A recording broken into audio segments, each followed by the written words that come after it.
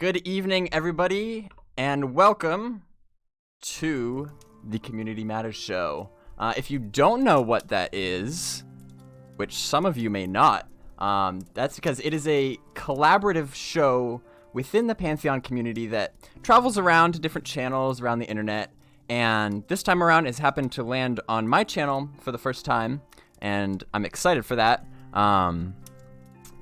And this time, I wanted to do something a little different than for those of you that have been kind of watching the Community Matters travel around YouTube and Twitch.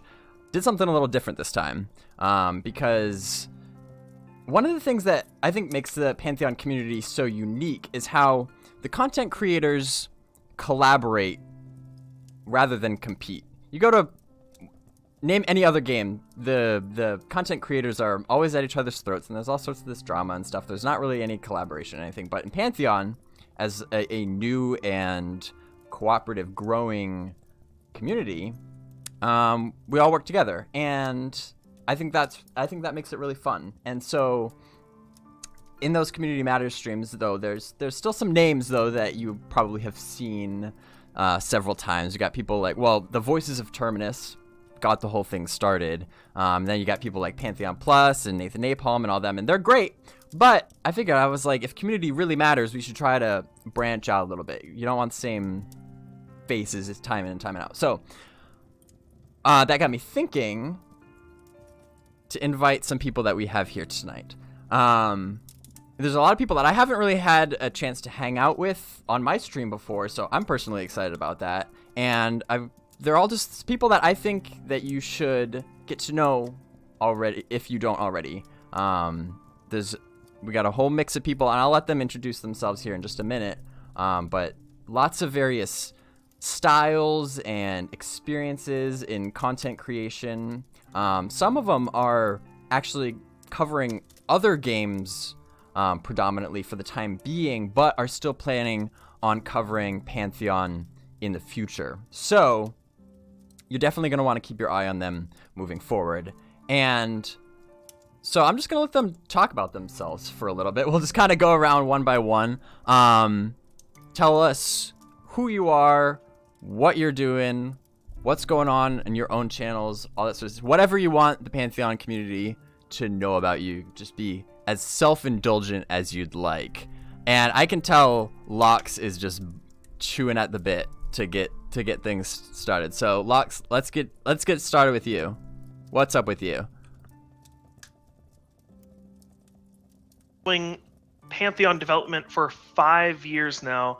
So my channel, I stream retro RPGs on Twitch. Right now I'm playing a game called Breath of Fire 3. It came out in 1998. So if you're into those older RPGs and you want to get hit with some nostalgia, you can come follow me on Twitch. And especially if you want to watch some Ogre Dire Lord gameplay when Pantheon does come out. Awesome. Excellent. Martini. I know. I know you've been dreading this moment. Please. I don't have anxiety. What are you talking about? The stage is yours. Oh my goodness. I'm Martini. I have not been streaming at all lately, but I've still been playing games. I'm playing Guild Wars 2 and a little bit of Rift right now, and just kind of like floating around while I wait. But I will be streaming Pantheon.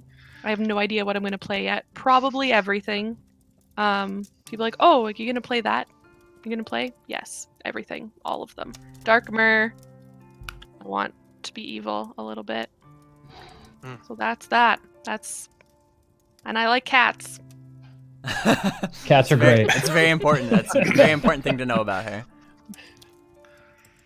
All right. Dave, you're up next. Yo. You're up next on my screen. Your turn. Hey, aloha everyone. I am Surfer Dave. I am a Twitch streamer here on Twitch /Surfer Dave. Had to think of my stream name there for a second. I tend to do cosplay on different characters. I have a big MMORPG background. My original comes from this gem right here. I don't know if anyone remembers this book, but EverQuest. Nobody's ever heard of that. No one's heard of it. No. All right. Well, then never mind. Well, it was great seeing you all since no one knows about it. Big time into EverQuest, Project 99. Currently running a WoW guild called Rainborn for Classic WoW rating. And that's pretty much where we've been. And I pretty much stream about 2-3 nights a week, waiting for Pantheon. Awesome. And did you mention what server you're on WoW, by the way, if people... Sure. We are on Pagel, and majority of our guild is actually Pantheon. It's people from the community of Pantheon. That's how we all started. It started with initial guild for Rainborn, which is what I'm part of for Pantheon. We brought that over to Classic WoW while we wait. And we got people coming in every day from the community. We're rating. They're coming up now in their levels, and we're going to try to get them in some Molten Core runs once they get to it, because most of us pretty much have what we need. So I can give you kind of a perspective on what I think of Classic WoW and what could be utilized for Pantheon and stuff that they probably should keep in Classic WoW and Pantheon should never touch. Interesting. All right. Yeah. Sweet. Let's see. Let's do Micah next. Hey, I have a YouTube channel. I don't stream. I used to stream, but I don't really stream much anymore. I will be streaming once Pantheon comes out. I am known as the elf dude, and I will have an all elven guild in Pantheon. So yeah, that's going to be pretty epic. My YouTube channel, I went on a little hiatus to learn my software a little bit better and everything like that. So I just started releasing videos again. But yeah, right now I'm mostly just playing Final Fantasy 11s and 14 for MMOs and just kind of hanging out and chilling. And what's the name of your YouTube channel? Micah does stuff. Sweet. Let's see. Vulcan, you're up next. All right. So what's going on, everybody? I'm Vulcan. My YouTube channel is Vulcan Gaming. And really my focus is anything about loot. So action RPGs, MMORPGs. Right now, I'm really kind of covering the upcoming Wilson launch, which is an action RPG, isometric hack and slash. And it's been pretty great. I've been doing YouTube stuff for a little over a year. I used to stream quite a bit, but like Micah, I'm kind of on a break. And once Pantheon comes out, also Wilson, I'll be streaming a lot more. And I don't know what I'm going to play yet. So, Lox, you were way ahead of us. Wow. Yeah, actually, Dave, do you know what you're going to play yet? I think Lox is the only one that has said that, like, confidently he knows what he's going to play. I'm going to play a monk. A monk. So you don't know what race yet, but you know it's going to be a monk. This is... I mean, are we ready to get into this debate of what I hate? Scar monk. MMOs? I mean, why not? I hate racial abilities. I said it. I hate because it normally dictates the class that you have to play for the best. To give you that little extra edge. So I am definitely going to go monk. But I don't think that's going to be the end of what I'm going to do, because I also would love to play a wizard. It's just something I've played from EQ. I was a big time Vanguard player. I beat the game multiple times with their raid content. It was a great experience over there if you guys stuck it out through the bugs. Played a sorcerer there, which is the equivalent of the wizard, and over here in classic I'm playing a mage. So, but I'm also like, I love martial arts, and I always liked monks in games, and it always ends up being an alt. So I'm trying this time around to switch it around. It's just, as far as race, I don't know, and I'm hoping, it's just one of those things I have an issue with racial abilities. It kind of makes you say, well, I guess I have to play this class over that one because it gets this versus that.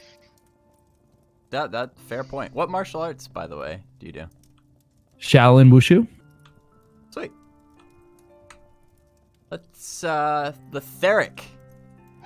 Theric, my man. Hey, yes, I'm Theric. I'm sort of the newest content creator here, I think. I consider myself a writer more than anything. I've never streamed. I've never, my YouTube channel has been non-existent until about a couple weeks ago, but I've always written, and Pantheon sort of opened up the creative sort of floodgates for me to start writing creatively. So that's what I started doing. And when I realized that basically the things I was writing about would make good video scripts, I decided to try my hand at making videos, and so I've delved into the lore and doing sort of some deep dives in different areas of lore.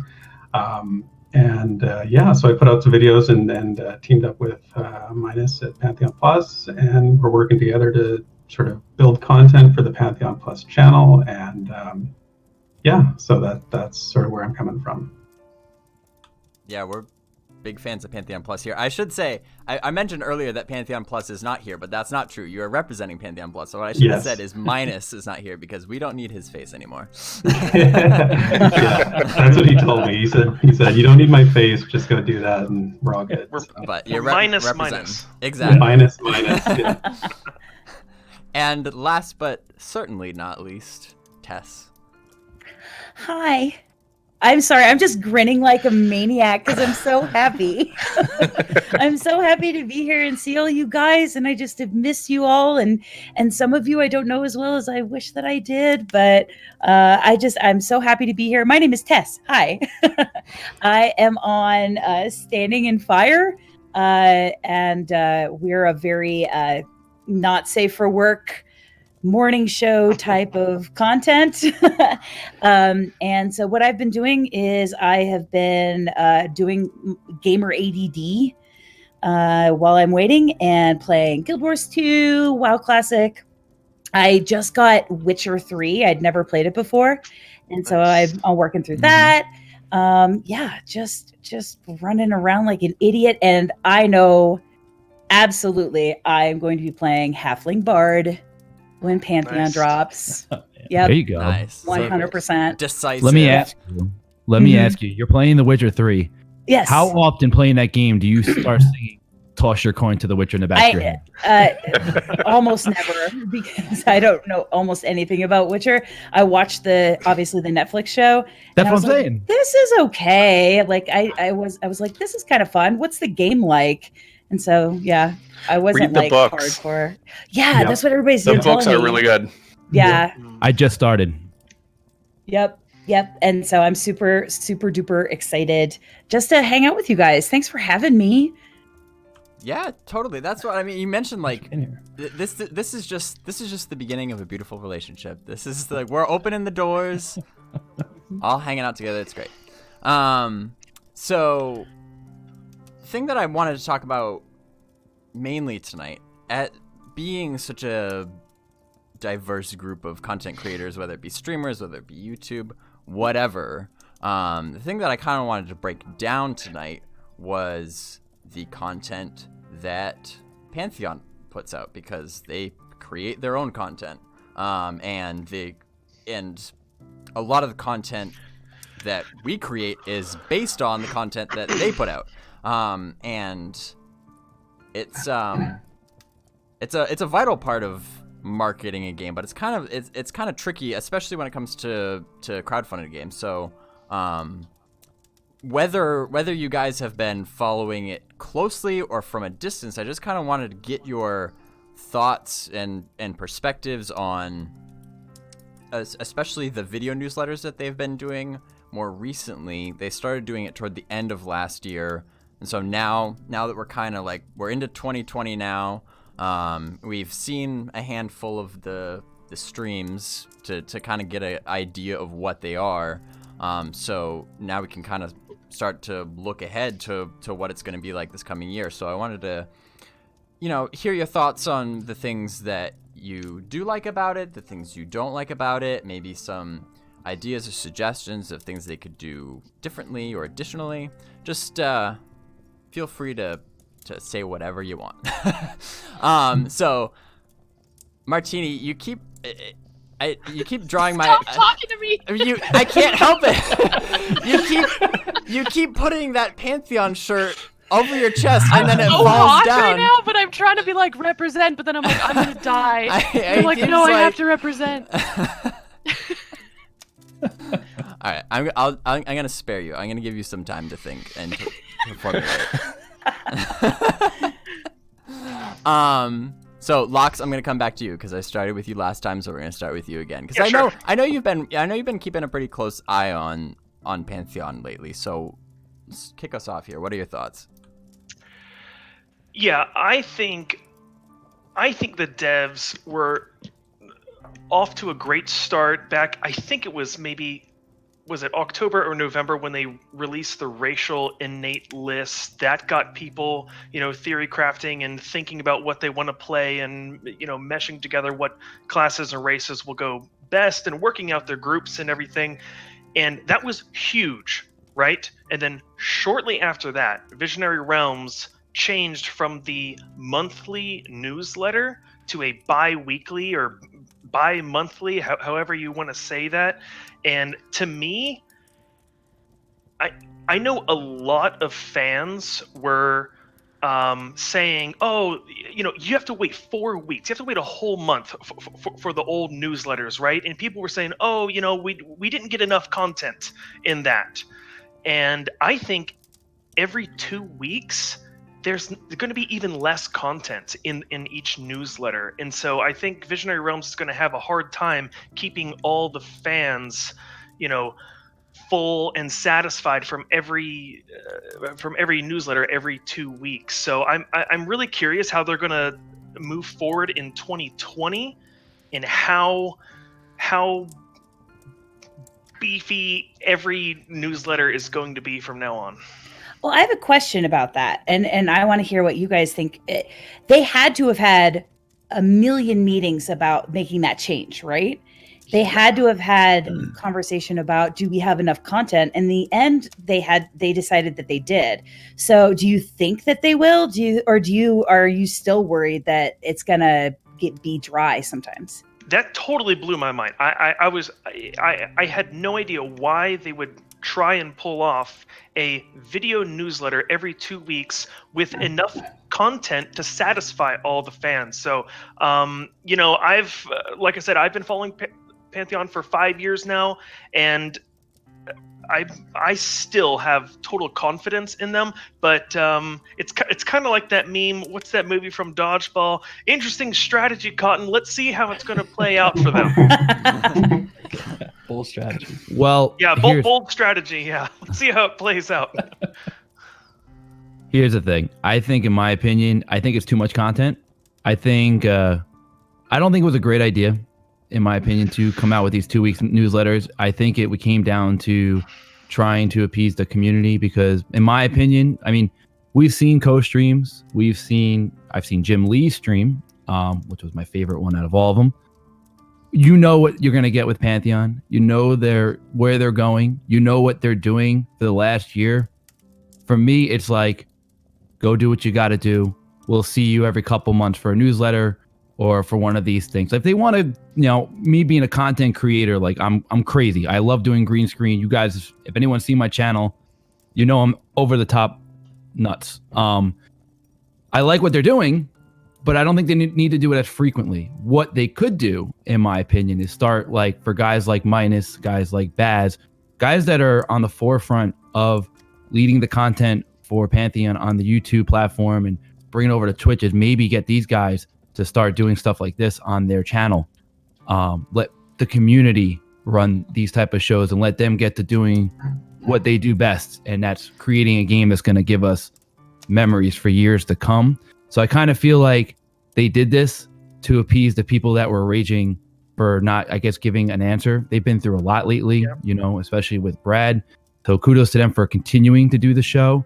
I just actually, in my opinion, I just rather see them just stay focused on the job at hand because they're kicking ass with it, and just give us content, when they can, every couple months. In my opinion, it's always been absence makes the heart grow fonder. So when I don't hear something from a game for 2 months, I get antsy about it. And then when they release a newsletter or when they release a Twitch stream every couple months instead of every 2 weeks, there's more hype to it for me. But I get why they're also doing it too. It's just, in my opinion, if they're going to give it to the community, I think that's what they would do best, is let these guys run with it a little bit on their channel, gets them away from it a little bit, and maybe have them come on as guests back and forth. Community matters. That's what their hashtag is every morning. Yeah, I think they're trying to find their rhythm. Personally, I think that I think maybe they realized that the 2 a month was maybe a little much, And now they're sort of trying to see like, okay, well, maybe one major sort of, or not major, but one bigger announcement at the beginning of the month, and then the second one will be like more like the last one we saw, where it's just more of a conversation. And I think that they're trying to find that balance right now. So for me personally, I was fine with the once a month newsletter, and honestly, in a written format, it's a little bit easier for me to parse. So especially if I'm doing like looking for lore information, for me to go back and find that information in a written newsletter is way easier. But I understand why people like the video newsletters too, so I'm not critical of that. I just think that they have to find their rhythm. I agree. See, I'm gonna be out here and be like totally opposite from you guys, because I really like the video letter, and I like the video letter formats because not only do you get to hear about things from the devs themselves, and you get to ask questions a lot of times like directly, but there's something about hearing the devs talk, because they talk about this thing they're working on, they talk about this thing that they're putting all this much time into, and you can really hear oftentimes like how excited they get. And Their when passion. and that's true. That can be some of the best marketing right there, because when you see the passion coming from the devs, you know, then it just kind of makes you more excited about it. Especially, I mean, I really don't like the whole written newsletter thing. I mean, that was great back in 1999, but it's 2020. We need more interaction. Well, and I'm going to go on record as going, I really think that a big reason that they started this switch, Micah, is partially because of the video that you made talking about marketing and talking about these types. I mean, wouldn't other people agree with me? Like, I think that they listened to that and they were like, yeah, this is a good idea. I felt so bad after that. If the content is there, though, that's the thing. If the content's there, you can only go around the same type of questions so many times every 2 weeks. You know, if they're going to start showing a lot more and reveal, let's take you guys back. We're going to go back in time a little bit. Star Wars: The Old Republic, right? Before that game came out, they were also releasing something either every week or every 2 weeks. It was pretty magnificent what they were doing. It was really cool hype. They were showing from videos to sound effects, or from videos of a new planet reveal, or from the behind the scenes factor. And these were quick marketing videos that were 2 minutes in and out. It captivated your attention. You're just like, yes, can't wait for the next one, either next week, next month. They can do things like that. I think that would be great. I mean, obviously they would need someone with a camera and kind of shoot this from a production standpoint.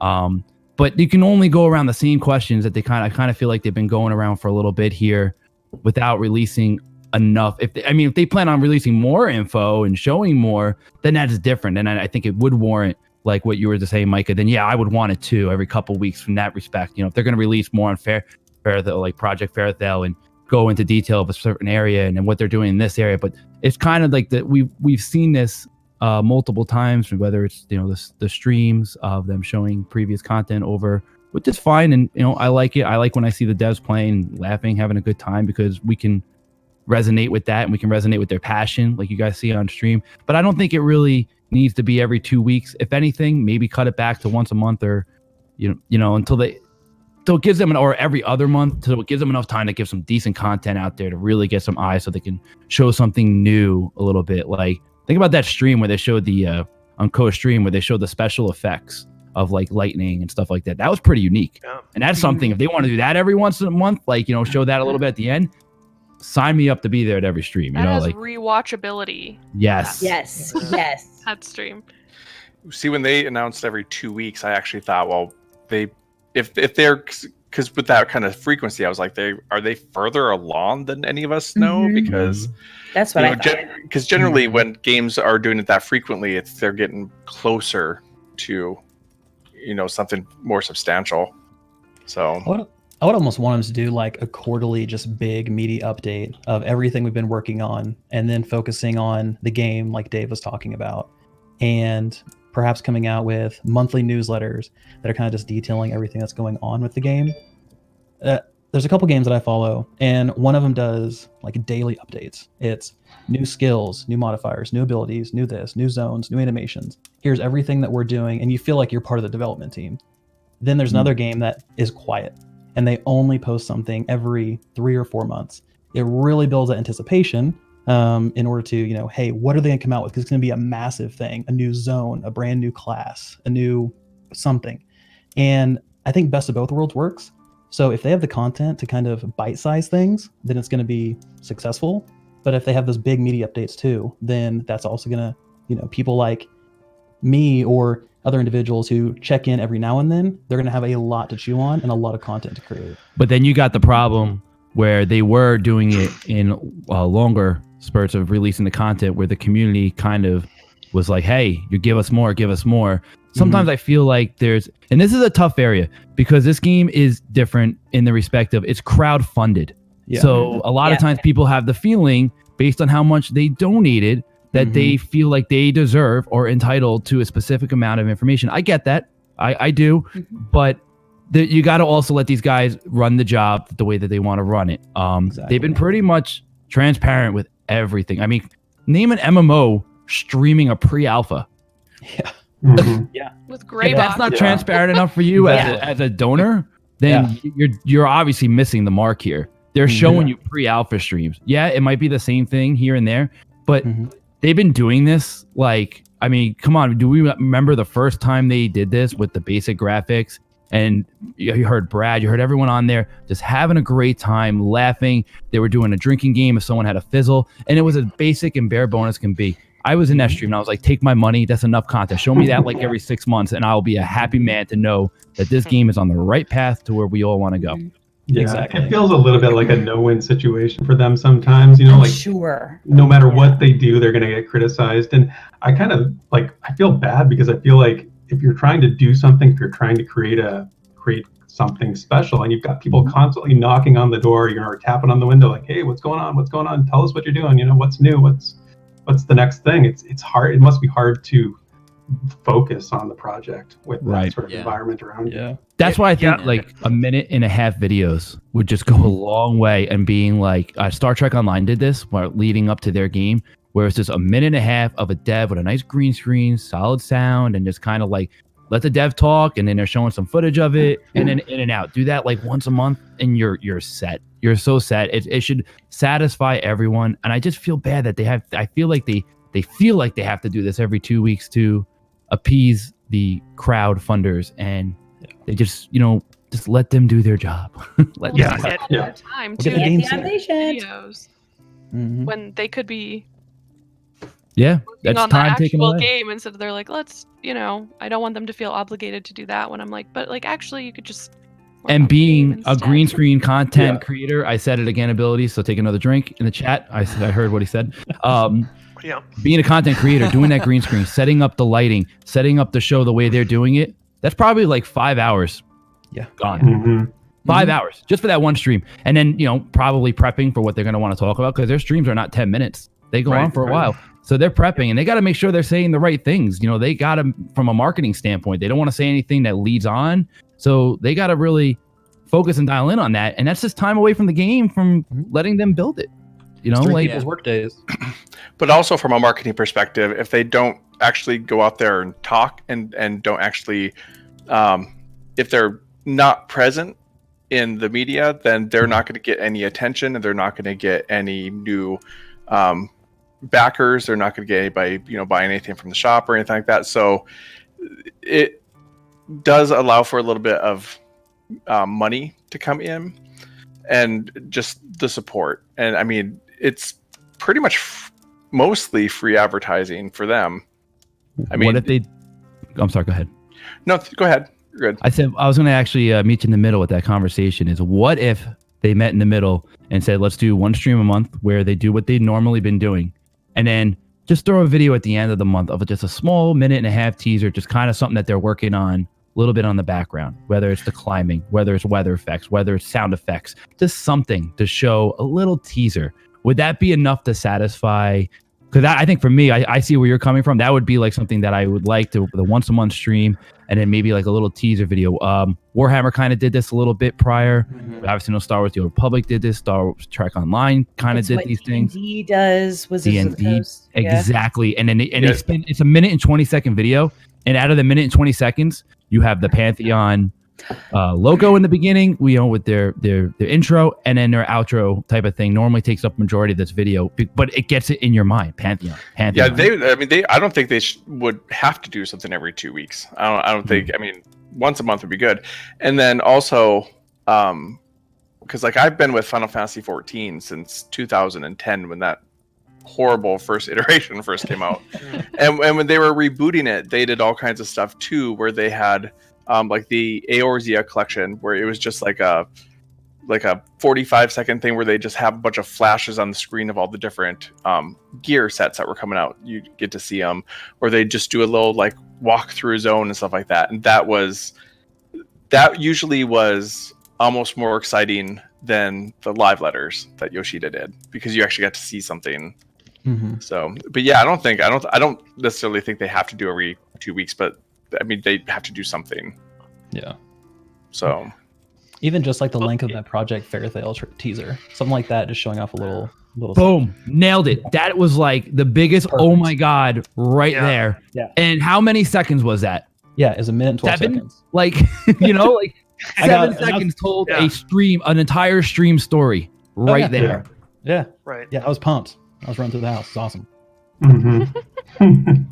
Yeah, I think you make a really key point that the fact that the game is crowdfunded makes for a really unique situation. In fact, it's pretty much uncharted territory. There's no playbook for how to crowdfund a MMO of this scale. And it's not a job that I envy at all, is to figure out like, okay, how much, how much of a marketing presence do you want to have while still developing the game concurrently, and you don't want to spoil the whole game before it even gets released. And so it's such a fine line, and there's pros and cons, but yeah, I think it's expected that they're gonna make some missteps in how they handle it, because it's never really been done before. There's no playbook for it. I think maybe the 2 times a month, I had the same exact thoughts that you guys did, where I was like, wow, that's a big change. That's a lot of newsletters. Like, I hope they have a really good reason for doing that. And I agree with Tess. I was like, there hopefully was a lot of meetings that went into that before they, made that decision, hopefully. And I guess time will tell. And I'm not expecting every one of them to be mind-blowing. But yeah, they do have to back that up, because it's so tricky, because who are those newsletters targeted at? Are they targeted at just keeping the existing backers informed, or are they trying to reach new people? Because there's a big difference. And I think sometimes I can't shake this thought that, like, usually the way that I look at it, silence is probably a good thing, because it means that they're not in a situation where they're in dire need of going out and actively, desperately trying to get new backers. It must mean, in my mind, that they're at least stable. I get no news is good news. Most of the time. I mean, I get you don't want it to be too stagnant for too long. And I think that kind of gets into, like, with the Project Fairthale thing, where they were talking about, we're just going to go underground and do work. And I was like, okay, great. And then, it started taking longer than they were expecting. And so now you can tell that, like, they have to kind of peek their heads back up. Yes, that was a little too long. There is of a silence there. That was too long on their part. Yeah. I'll agree. That was a little too long. Yeah. So there's a limit, and so I think they've kind of have found that limit. But you don't want to then go in the exact opposite direction and then try to, like, make up for all that lost time. So right. I gotta agree overall with what you're saying. Where, okay, if you're gonna do video newsletters, I think are cool. I think it would be even better if they could do it. A text newsletter alongside the video newsletter. I thought that was the intention. That was the impression I was under right off the bat, was that they were going to do both. So it doesn't matter what your preference is, you still get both. I'm not sure that has worked out yet, but just one. Like, I don't think it would be a problem if there was just one newsletter per month, as long as it's the quantity versus quality thing. As long as it's like a good quality newsletter, I don't think anybody would be complaining where, like, we need to have 2 of these a month. Like, I think 1 would have been fine, but Go ahead. I think you're gonna say something, Tess. Well, no, I'm just I'm just again smiling. But no, there's so many different little things. I'm the queen of neutral, and I think anybody that's watched Standing in Fire knows that I'm the queen of neutral. I can see all sides of the argument. So I guess kind of the thing that I'm wondering is, we can't forget, and I mentioned it in chat, we can't forget that they're not dealing with a known IP. So they're not dealing with like Star Wars or Star Trek or WoW or EverQuest or any of these known IPs. They're creating their own. So that creates its own kind of conundrum in how much information is needed to hook a new listener. It's not going to be a thing where you show an AT Walker and everyone's like, yay, I know exactly what that means. So it's kind of an interesting conundrum with that type of stuff. Also, I was super shocked by how long the first video newsletter was. I was thinking it was going to be like 10, 15 minutes. And it was, the first one was what, like 90 minutes long? Well, they had a lot to reveal. That was the racial innates, right? Yeah. Was it? Yeah, it was. Yep.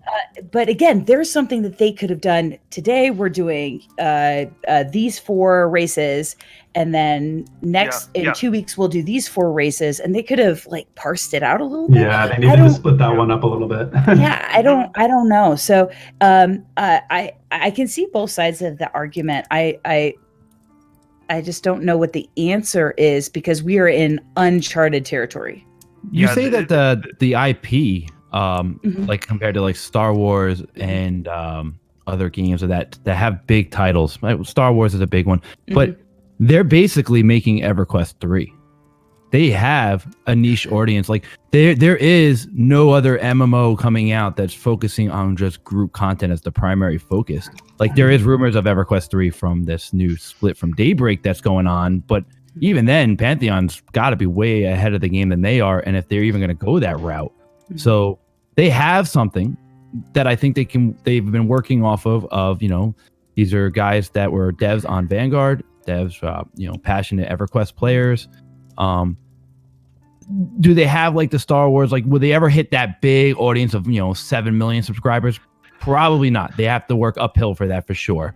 But I don't think that was ever really the goal. If I ever remember, like their big thing was always saying this was just for a specific type of audience that likes a game that's more of a hardcore grind. And I think, in my opinion, I don't think they realized how much that a lot of people were looking for this. So much so that we know that the reason why exactly. Classic WoW is around because Blizzard spent a boatload of money on research for 3 years, and we're finding that why. There's a reason why Pantheon is number 1 on MMORPG.com. Pretty much every year is the most anticipated MMO to come out for that year. And obviously it doesn't come out because they're still working on it. But every year it's getting number 1 for one reason and one reason only. And that's beating any game that's like, whether it's going to be a Lord of the Rings remake, anything of that nature. It's because there is an audience that really wants something different. And we live in an age where it's retro. And EverQuest is a retro game that people can dig. The problem is the graphics are outdated. Vanguard was a game that never really got its true chance to shine because, WoW was in its prime. Take a game like Vanguard, take a game like EverQuest, and then you put their minds together for a game that's called Pantheon in this day and age with really nice graphics. Oh man, look out. I don't think they realize how important this game is to a lot of people until they really started to realize, like after a year or two, this game getting number 1 on MMORPG.com and massively covering it. It became bigger than what they expected for sure. The millennials are taking back the gaming industry. They are.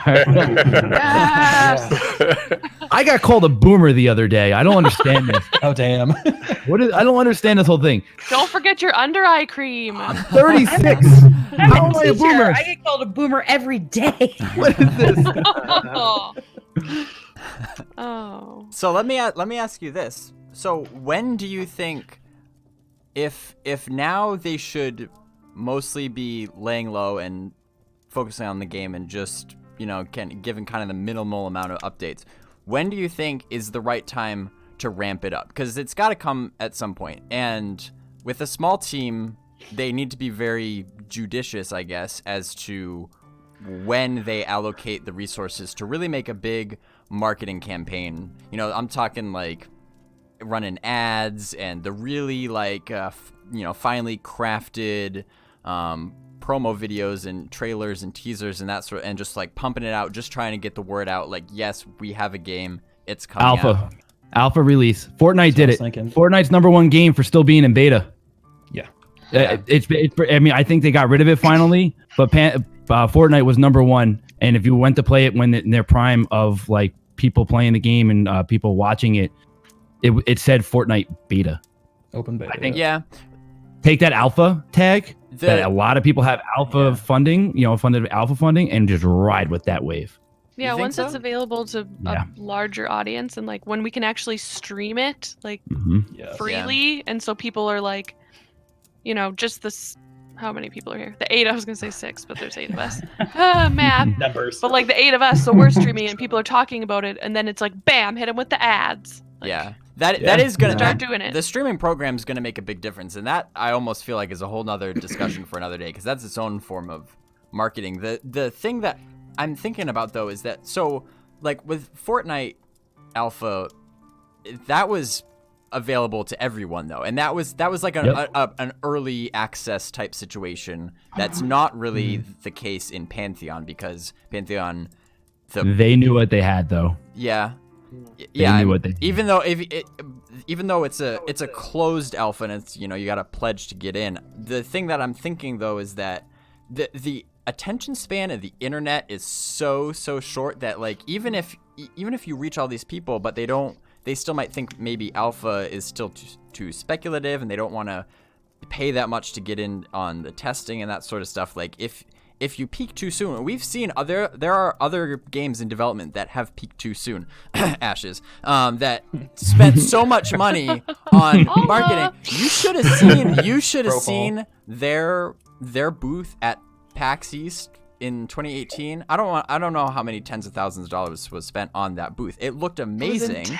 It looked amazing, but now I just looked it up on Google Trends the other day. As far as overall interest in the game, it's lower than Pantheon right now. So that all that money that they spent effectively gained them nothing, because you need that momentum to back it up, or else people will just forget about it in a month.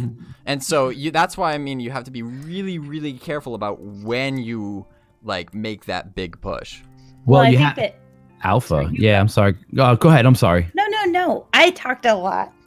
I think what someone said, it was when they let us stream it, when they let us literally just let loose with this game and just stream it and get the alpha people in, it's going to open up a lot of reviews. It's going, well, not really. I guess alpha, we can't really talk about it, but you can see enough. I think the streaming will be biggest thing for them, and that's something they can work around, like she was saying. Yeah, it's an organic, an organic movement.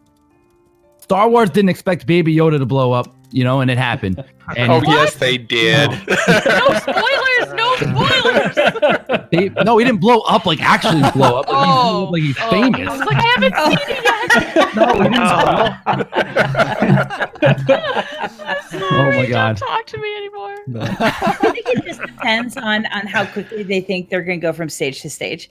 So if they think that they're going to go through 3-4 month alpha stages, then probably not right when they release alpha. But if they think that they're going to go through 1 3-month alpha stage, maybe that's a good time to blow it. Or maybe the good time is right when beta drops. It just depends on what I think timeline that they're thinking in the office. Yeah, I mean, for the streamer program specifically, the great thing about that is that it requires much less effort on their part, right? Because the streamers are essentially doing all the working and promoting for them. And so, it in the amount of time that it would take, the marketing team of VR to make some trailer video, there's who knows how many people out there spreading the word.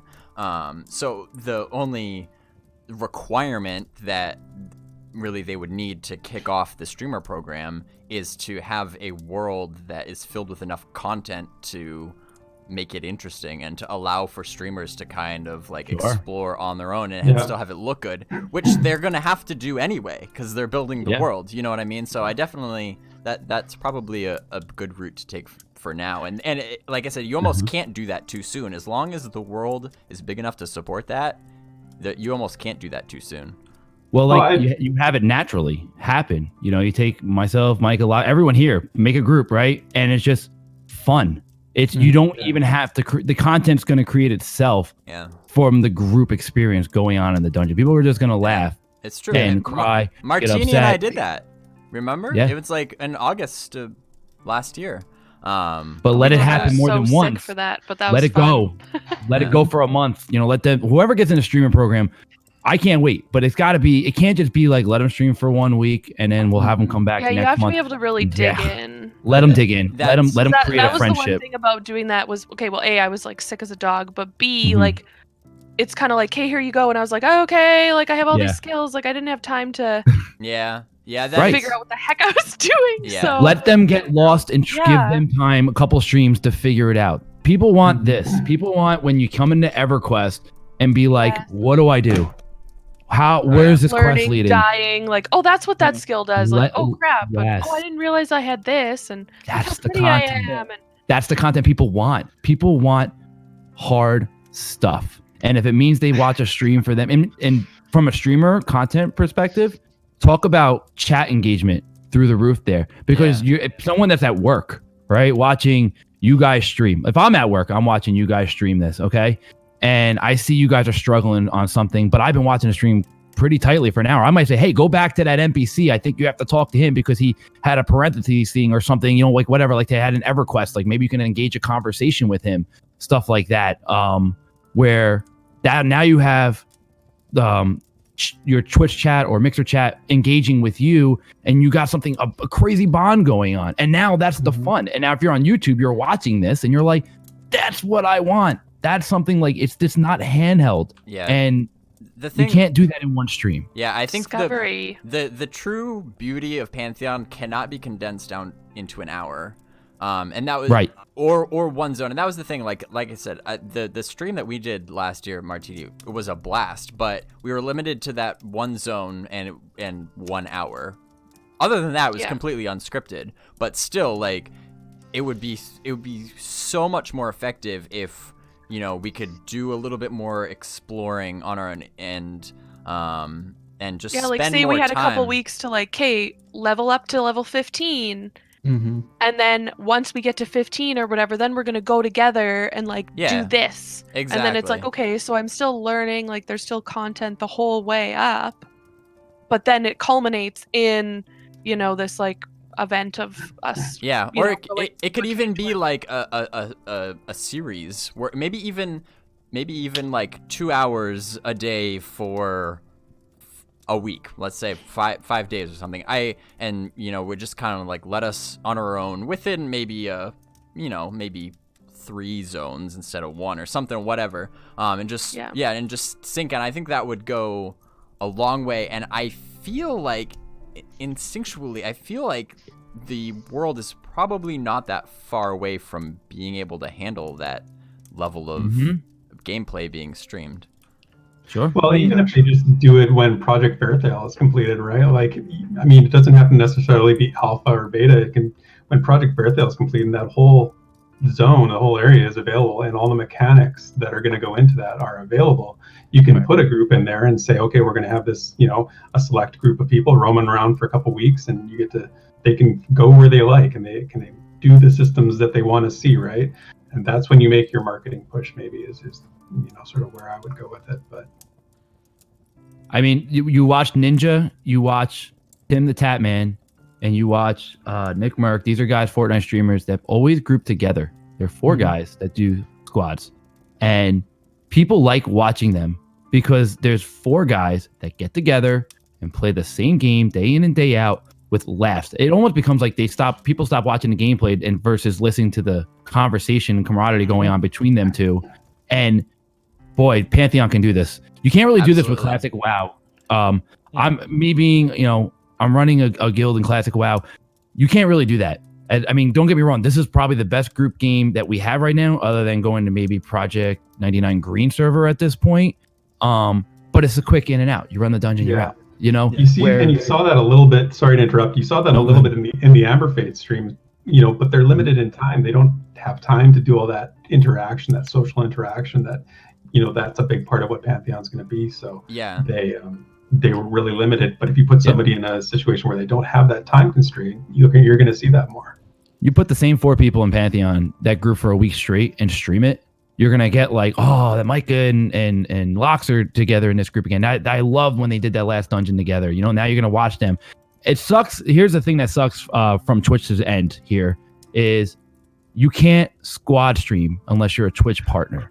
And that's a lot to ask for people in the community to like say, because you have to have 75 average viewers, like 1,000 followers. It's something stupid. And then you have to have whatever. That's where like other platforms like Mixer is really good for like an alpha because you can squad stream on Mixer. I'm not going to Mixer, but like if that's like one of those things where you could, there you go. But like that's a perfect way to get the content out there. Like is to stream on Mixer if you're going to do like the same consistent group because you can squad stream on there and the quality is actually really really good. It's just I wish Twitch would offer that to affiliates. That's a fair point. And honestly, that would be really great for VR too, because if they would give the game to us and let us play, especially like, I mean, all of us have like our favorite classes and races and stuff like that. So, hey, you know, like if they want to call me up and say, we have an Elven Druid for you, here you go, play it and tell us everything you think about that. Yeah, because they may play these characters and stuff like that, but they're developing them at the same time. So they give them to us. We're probably going to figure out how to do things with the characters or with the classes that they didn't anticipate, which is why beta and alpha testing is always so good.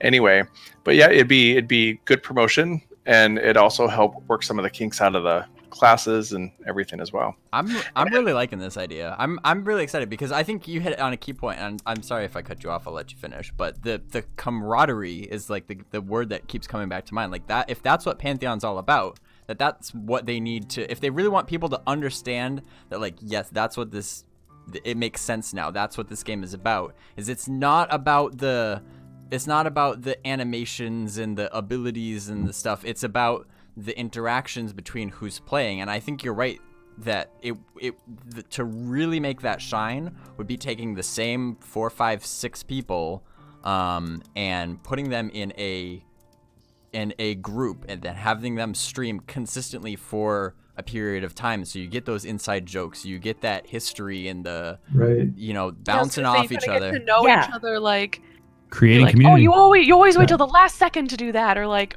you know, whatever. They're your little like. Yeah, it just makes it so much more fun to watch. Yeah, you see they're messing with each other. They're bouncing off each other. You get that interaction, that like dynamic between the personalities and stuff. Like that's what needs to be put in the spotlight as soon as possible. Thinking about it. You have YouTube content out of that. You guys that are YouTubers have for Twitch. It's proven that if you are a YouTuber, right, you have over 1,000 subscribers on YouTube, and you bring your content to Twitch, it's very easy to get viewers that way. It is harder on Twitch to get viewers because it does label it as whoever has the most viewers as the number one on top, and then you get lost in the shuffle with a little thumbnail. But for you guys that have YouTube, you guys are in a perfect position to really shine on Twitch. And I can only say this, like, you know, I can only say just go, keep doing the content, claim it as your own as with Pantheon. So when that day does come for you guys to stream, you guys can also put up YouTube videos with awesome clickbait thumbnails that I love that says like, does Micah actually survive this dungeon run? You know, like, they all like, and you're going to watch it. Of course he does.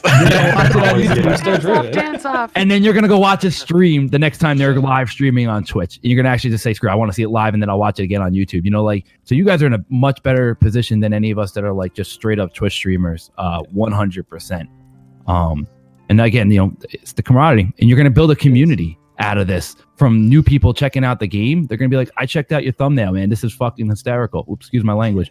You know, so like, I don't know. That's just my take on it. When I first saw Pantheon, the biggest thing that jumped off was going on an adventure. And this is one of the MMOs, one of the only MMOs I've seen that allows you to do that. just get together with some friends and literally just go. And if you end up in Amber Fate, if you end up in Fairthale, if you end up in, just exploring King's Reach, doesn't matter. But that's the biggest thing that really kind of drew me in originally. And I think you absolutely hit the nail on the head with camaraderie and everything like that. So.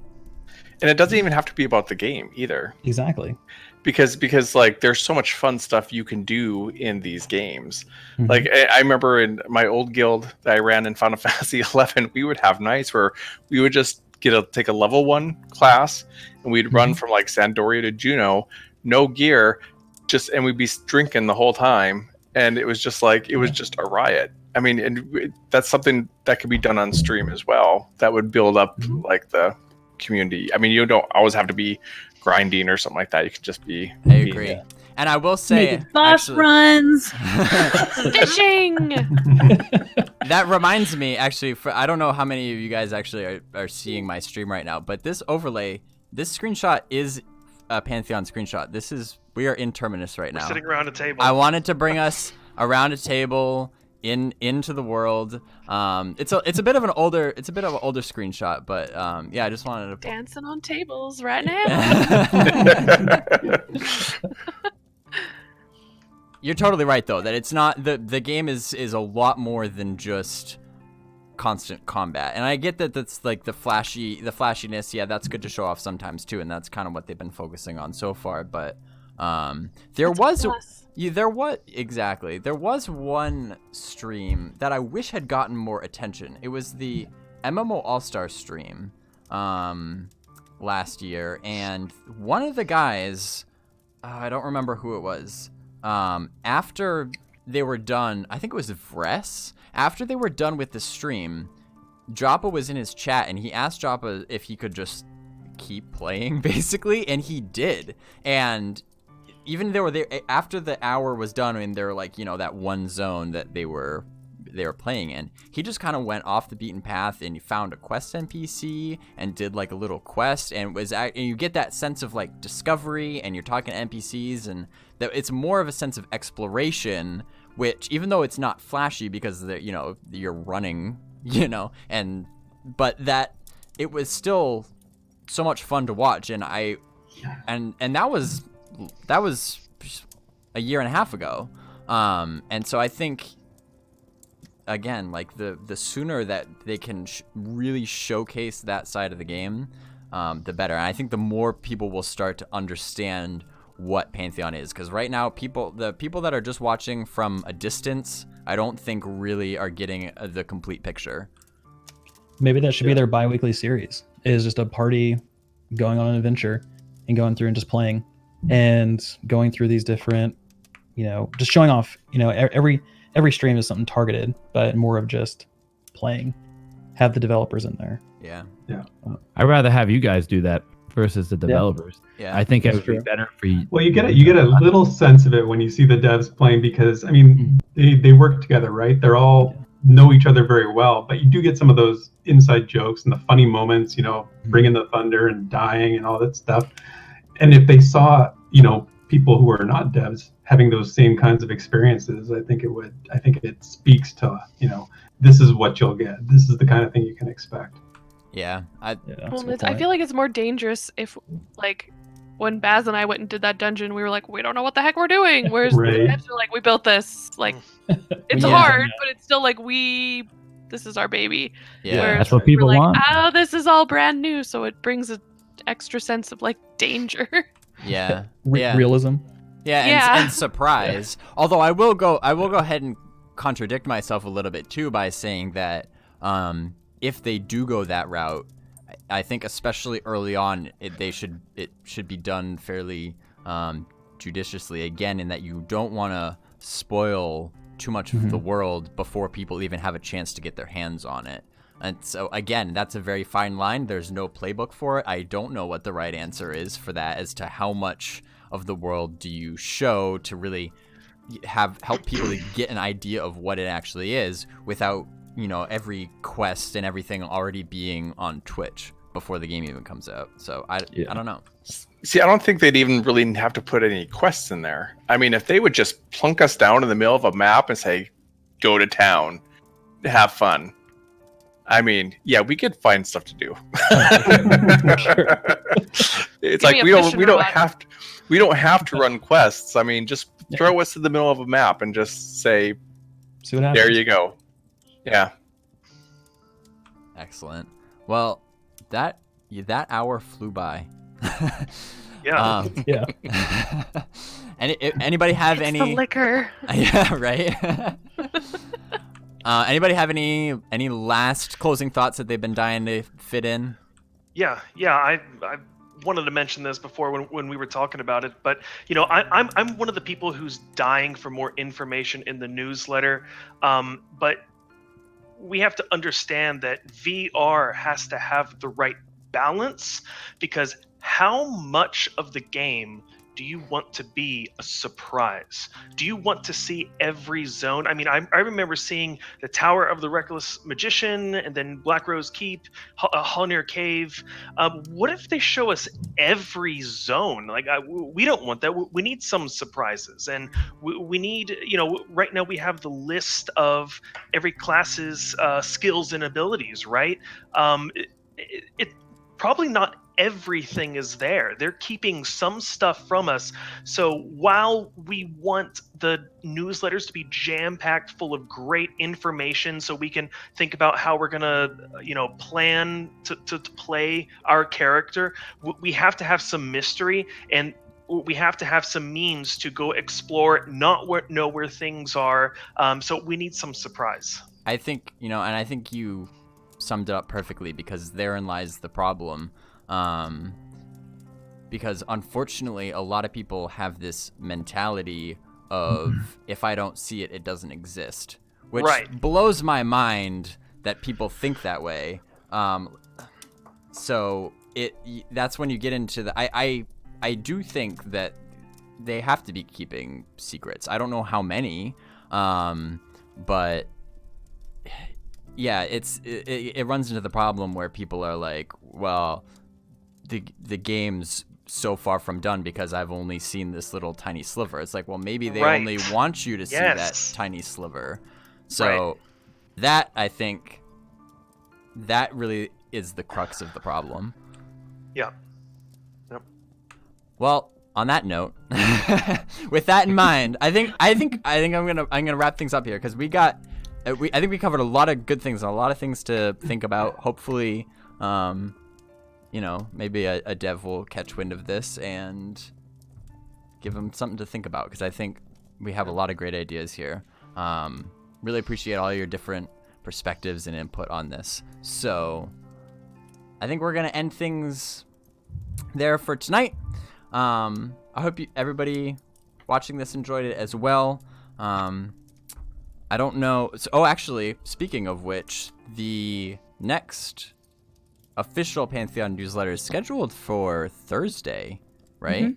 Mm-hmm. This Thursday. I don't know exactly what time. I haven't seen an announcement, but it should be this Thursday. And then also, I believe that they're scheduled to get back on track with the developer roundtables this month as well, which would then, that should be released in February as well. So we got some content to look forward to in that. We'll see how it goes. Cool. But you guys know me. I'll be there covering it. I'm sure these guys will be as well, getting the information out there to the people that want it. So until then, though, guys, thanks for watching. Have a good night. Okay. Thanks. Bye. Thank you. Bye.